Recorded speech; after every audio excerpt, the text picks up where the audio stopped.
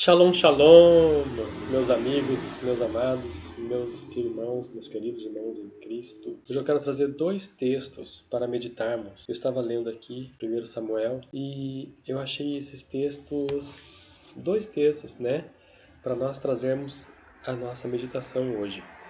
O primeiro texto está em 1 Samuel 17:47. E toda essa assembleia saberá que o Senhor não salva com espada e lança, pois a batalha é do Senhor, e ele te entregará nas nossas mãos. Isso foi o que o rei Davi falou ao gigante Golias. Quando o gigante Golias se levantou contra ele se levantou de uma forma que pudesse causar medo, né? Ele se levantou com armaduras, capacete, escudo, a espada enorme, né? Porque ele era gigante, aquela espada louco para dar um golpe só e cortar a pessoa no meio, né? Com a força que ele tinha. A lança dele, a Bíblia fala que era do tamanho de um tear, né? Imagina aquela lançadeira do tear, né? Aquelas máquinas de fazer tecido, né? Era gigante, devia ter uns 3 metros, né? A lança dele. Imagina, Davizinho chega ali diante dele com um pedacinho de pau na mão, que ele era pastor, né? Pedacinho de pau e uma pedra. Olha o contraste do cenário, né? Ele estava afrontando o povo de Deus com medo. Olha só que coisa interessante. O inimigo usa o medo. Então, às vezes o inimigo faz algo para a pessoa pensar que aquilo é um gigante, que aquilo para causar medo na pessoa. Por quê? Porque ele se alimenta do medo, né? Ele vai se alimentar do medo. Então, nós temos que repreender todo o medo quando estivermos em um cenário de batalha. Você diga assim: medo, você pode orar com autoridade. Medo, eu te desalojo em nome do Cordeiro de Deus. E eu tomo posse agora do amor de Deus. É assim, você pode orar com fé, né? Porque o Senhor, ele não nos deu o espírito de medo, ele nos deu o espírito de amor. Então, quando você ora assim, você está tomando posse do amor e você tem que rejeitar o medo. Rejeitar o medo não é só em palavras, é em ações mesmo, né? É você realmente não ficar com medo. E como que a gente faz isso? Confiando em Deus. Porque quando você confia em Deus, você não tem medo. Não tem como você ter medo, né? Se você está confiante em Deus. Eu estou aqui dentro da Sucá ainda. Eu vou estar aqui na Sucá até o dia 23, permitindo Deus, né? Mas assim, a gente não fica o dia inteiro aqui dentro da Sucá, não, viu, irmãos? A gente sai também. Aqui é só para a gente ler a Bíblia, estudar a palavra, orar e se alimentar. Então nós vamos comer um almoço. Você vem, traz aqui dentro, ora e come aqui dentro da Sucá, né? Ontem à noite choveu. Isso é bênção da prosperidade. Quando chove, a Sucá, ela é realmente, o propósito dela é uma festa agrícola, né? Nós estamos pedindo chuva para Deus. E há chuvas de bênçãos. Então nós estamos pedindo para Deus a chuva de bênçãos, que o Espírito Santo venha como chuva, e venha nos molhar espiritualmente, possamos estar cheios da presença do Senhor, né? É isso que nos arremete a esse conhecimento. Olha como é que está a minha barraca ainda, né? Agora está de noite, ainda tem ali em cima. Eu coloquei a lâmpada aqui, né? Aqui tem umas coisinhas que eu uso, a Bíblia está ali. Olha lá, a água. Aqui estão os meus livros de rascunhos. Aqui eu coloquei uma cadeira, né, para poder sentar, para poder gravar. Eu pus a cadeira aqui. E aqui fica a minha caminha, onde eu estou lendo também o texto ali. É bem pequenininho o espaço aqui, né? Bem pequenininho o espaço. Mas então, eu estava meditando nesse versículo. E olha que coisa interessante, né? Eu achei uma joia muito, muito rara nesse texto que eu estava lendo aqui. Primeiro que o inimigo, ele vem parecendo para nos dar medo, né? Que nem a Bíblia fala que ele fica ao nosso derredor, rugindo como um leão, né? Não que ele seja o leão, porque o nosso Senhor, o Cordeiro de Deus, ele é o leão da tribo de Judá, né? Mas ele fica rugindo como um leão. Primeiro, porque ele quer copiar a Deus, né? Ele quer copiar a Deus em tudo. E também para causar medo. Então ele fica rugindo para causar medo nas pessoas. E se as pessoas estiverem com medo, começa a se alimentar, né? Então repreenda, o medo tem que ser repreendido, né? Uma frase linda também que eu vi, um estudo lindo também que eu vi, está também em Samuel. Por que que o rei Davi falou aquilo para o gigante Golias? Porque ele tinha plena fé, plena convicção de quem estava do lado dele. E quem é que está do nosso lado, né? É o eterno nosso Deus. Quando você chama Deus de eterno, você está adorando. É igual quando você fala pai, papai, você está adorando a Deus. Então eu oro assim, às vezes eu oro pai, eu oro eterno. Eu gosto mesmo de falar papai, aba, pai, né? É o que meu coração se alegra mais quando eu estou orando e eu pronuncio assim, dessa forma. Mas o cântico de Ana, aqui em 1 Samuel 2:8, também nos revela um segredo importante e é o motivo pelo qual Davi chega diante do Golias e fala aquilo. Então, como é que é a guerra espiritual, né? O rei Davi fala assim, vamos ler novamente aqui, ó, 1 Samuel 17:47. E toda essa assembleia saberá que o Senhor não salva com espada nem lança, ou seja, Deus não luta com a força do braço do homem. É para nós confiarmos em Deus. Por que confiarmos em Deus? A partir do momento que nós estamos em guerra, essa guerra espiritual, ela começa aí pelo lado espiritual mesmo, né? As pessoas começam até a fazer macumba, começam a fazer essas coisas assim. Então Deus fala assim, opa, agora eu vou entrar no cenário. É agora mesmo, mexeram com isso. Então agora eu entro no cenário. Então é a hora que Deus entra mesmo para fazer a divisão de águas ali, né? Para dar o veredito no tribunal celestial. Então o rei Davi conhecia, ele tinha intimidade com Deus, né? E ele fala aqui, ó.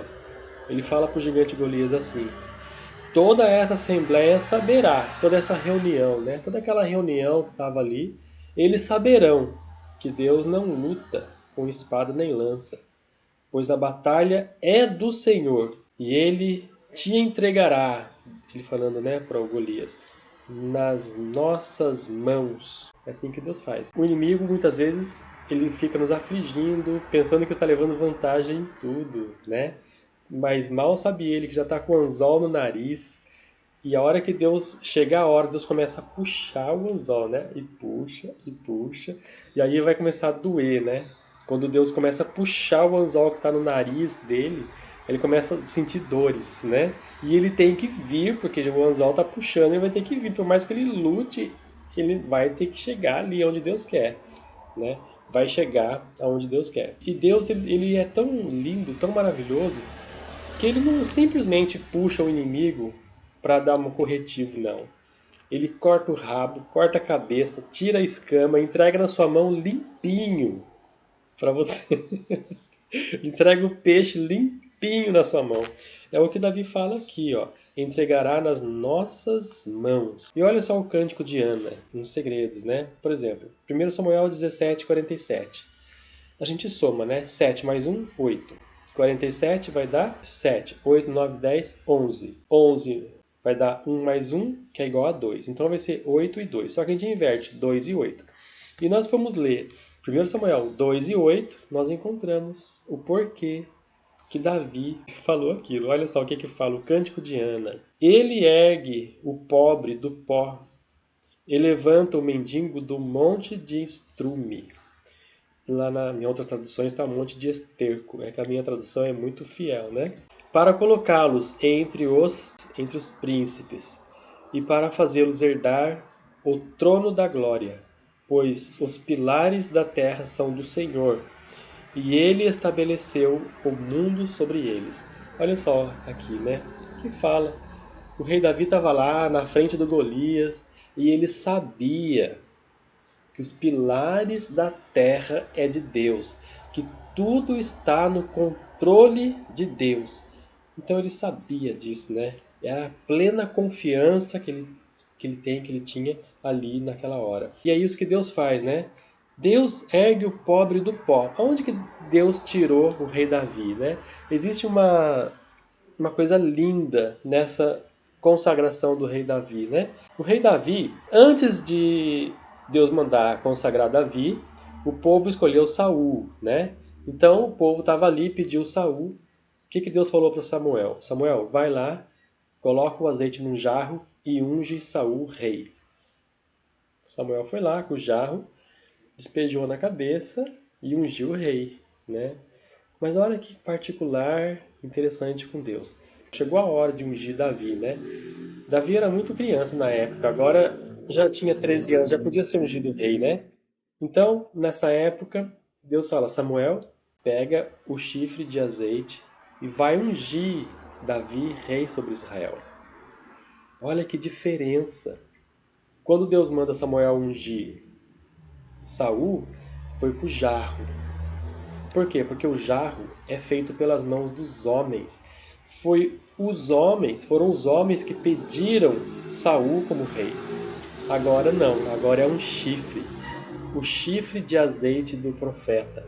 Então, o chifre de azeite, eles pegam o chifre, tampam ali, né? Colocam cera aqui embaixo, tampa ali com cera e coloca azeite ali dentro.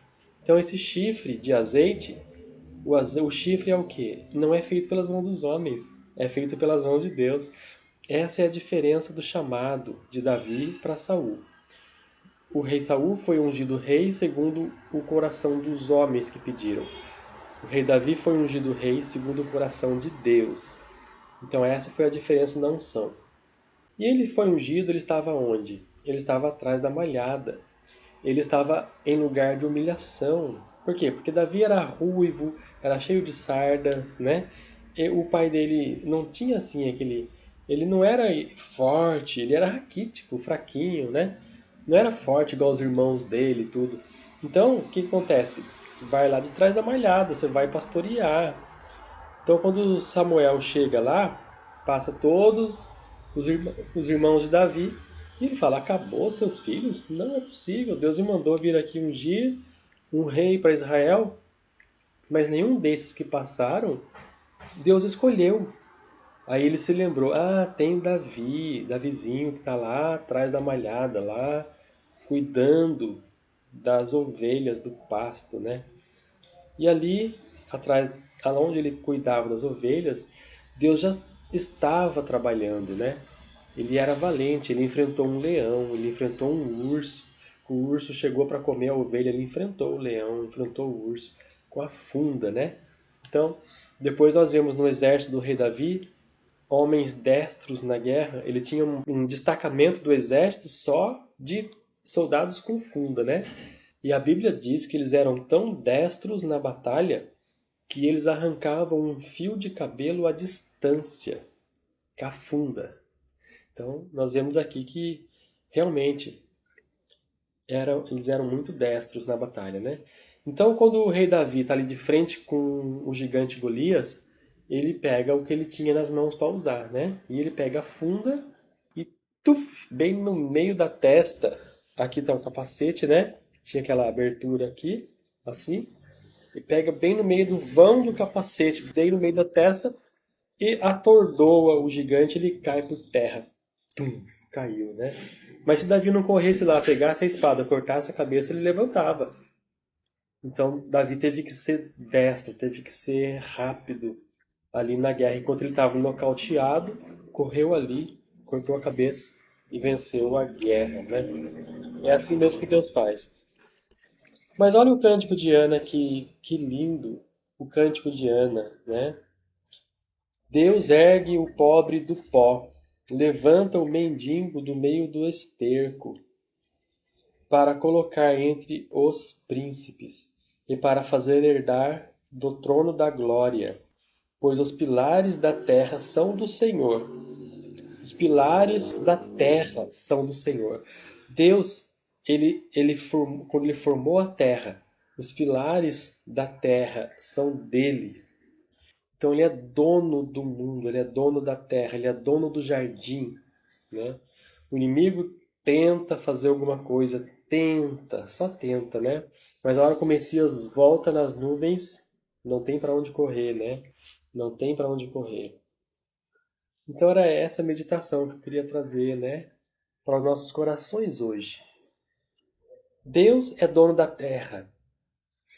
Ele é dono de tudo, do ouro e da prata. Não precisa temer o gigante que está se levantando, muitas das vezes. Esse gigante se levanta para cair, porque é para a honra e glória do Senhor Jesus. Então esse gigante passa vergonha, né? Se levanta com difamações, com calúnia. Muita gente acredita, né? Mas quando a pessoa começa a orar, buscar a Deus e dom de revelação e tudo, Deus mostra para a pessoa. Não é nada disso. Isso é invenção da cabeça. As pessoas estão endemoniadas, estão possessas por demônios, né? E a partir do momento que a pessoa busca a Deus, então, ela vai ver a verdade, né? A Bíblia mesmo diz: conhecereis a verdade vos libertará. Então, no Cântico de Ana, nós vemos o motivo pelo qual Davi tinha tanta certeza e tinha tanta coragem. Por quê? Porque ele sabia que Deus é dono da terra. E Deus faz como ele quer, né? Ele pega o pobre, pega o mendigo lá no meio da rua.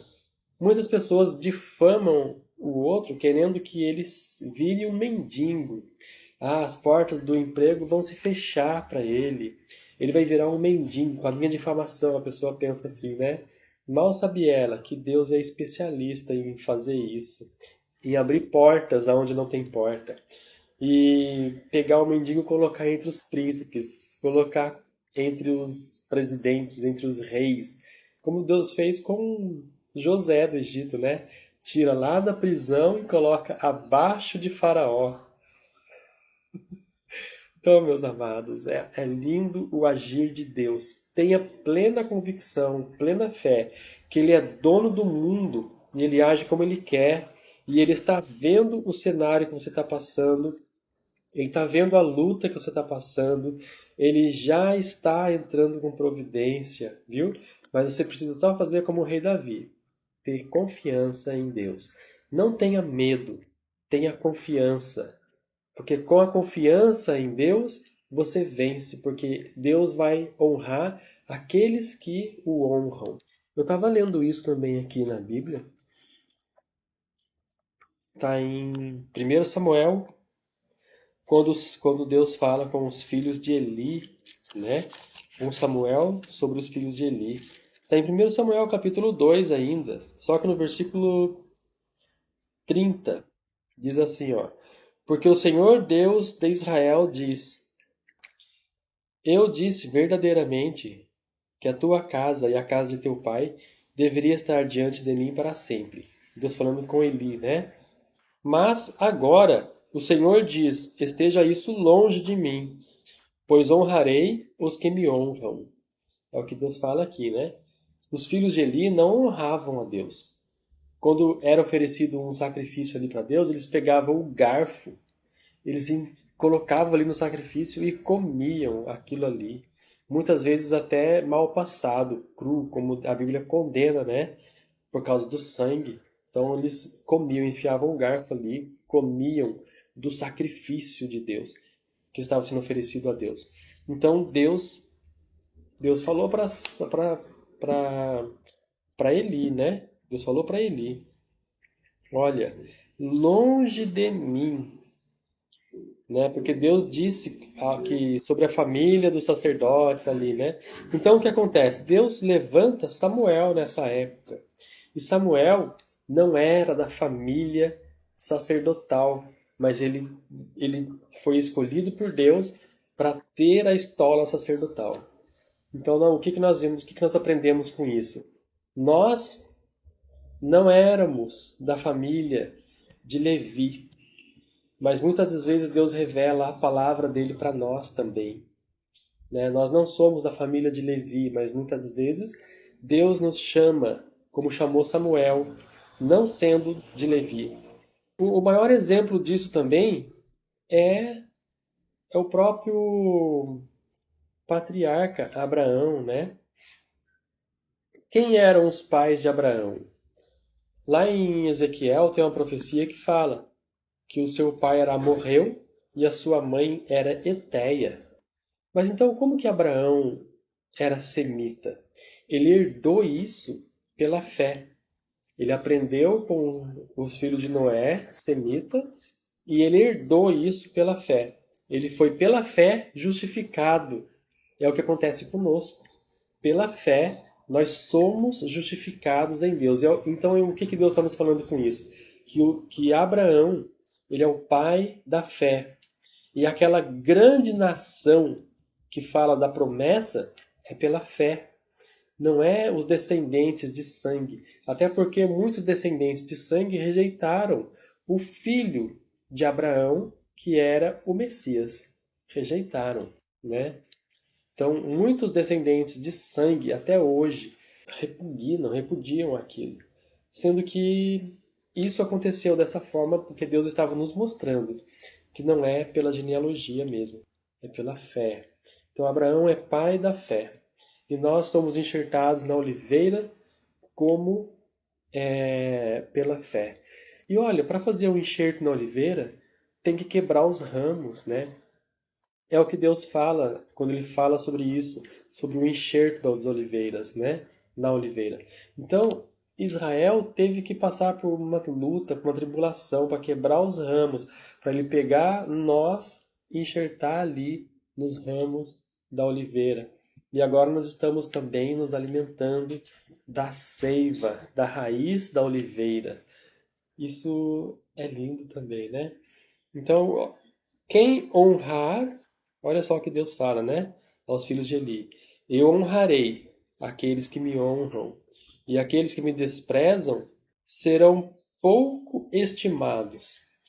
É o que fala aqui, né? A palavra de Deus ali sobre os filhos de Eli, né? Então, meus irmãos, meus amados, né? Mediante essa palavra hoje curta, né? Curta, uma palavra sobre muitos gigantes que se levantam em nossa vida, se levantam para cair, e você deve ter plena fé, plena convicção em Deus, porque a base do mundo pertence a Deus. Então o mundo, as colunas do mundo são de Deus. Então o mundo é de Deus. E Deus age como Ele quer e Ele faz como Ele quer. O inimigo muitas das vezes pensa que está ganhando território, mas chega uma hora que Deus fala, agora eu vou pôr o meu ponto final. Aí, aonde Deus coloca ponto final, o inimigo não coloca vírgula. Aonde Deus colocou o ponto final, se querer colocar vírgula, desce, né? Vai descer. É o que Deus fala ali, porque Ele não deixa. Deus, Ele é dono do mundo. Então, irmãos, mediante essa palavra, tenha fé em Deus, tenha confiança em Deus. Antes de dormir, leia Salmo 121. É bom você orar a Deus com suas palavras, mas também é bom pegar uma oração dessa que já está pronta, né? Como o Salmo 121, que vai exaltar a sua confiança, que vai fortalecer a sua confiança em Deus. Então leia Salmo 121 e leia Salmo 128 antes de dormir. Ore a Deus, né? E leia esses dois salmos antes de dormir. Amém? Deus abençoe. Obrigado, então, por você ter ficado até o final desse breve, rápido estudo, essa breve reflexão, né, sobre confiança em Deus. Devemos ter confiança, confiar plenamente em Deus, porque Deus honrará aqueles que o honram, e aqueles que não o honram serão pouco estimados. Então, mediante essa palavra, reflita sobre isso e medite, venha a remoer essa palavra no seu coração e que o Espírito de Deus, o Espírito Santo, possa falar mais forte em cada coração. Deus abençoe, obrigado, fica com Deus, uma boa noite para você. A propósito, ontem à noite choveu, né? Choveu. E quando a gente está com a sucá montada e chove, é sinal de bênção, de prosperidade. Deus abençoe, fica com Deus. Shalom, shalom.